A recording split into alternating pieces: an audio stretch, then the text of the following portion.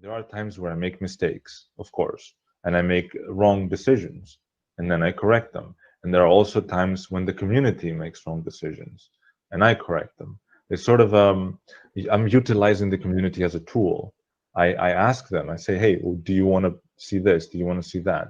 Sometimes they say yes. Sometimes they say no. We have polls all the time where I ask them what they think about Mm. XYZ. Sometimes I implement what they suggest. Sometimes I don't, and I base this on my gut at this point. Yeah, it's a judgment call. That's fascinating. Aaron and I were talking in the last few days about the idea of the relationship between a developer and the community. And just intuitively, it makes sense that the modders are much more connected to the community, usually coming from it, and just sort of recognizing, you're not off in the tower of development trying to make this something great. And it is, I mean, we worked in game dev. It is hard to maintain connection to players as much as you want to, as much as everybody may want to.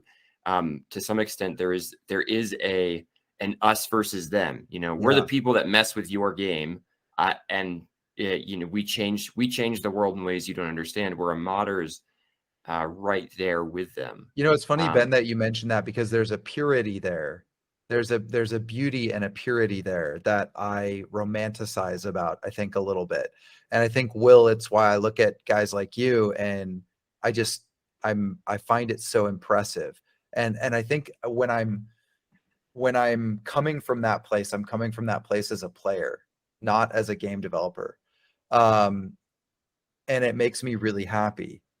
And I think it's why I'm such a big supporter of the mod community, and why I'm so excited when mod makers become game developers, because I think they intuitively understand that relationship better and easier than some folks who have actually been making games professionally for decades.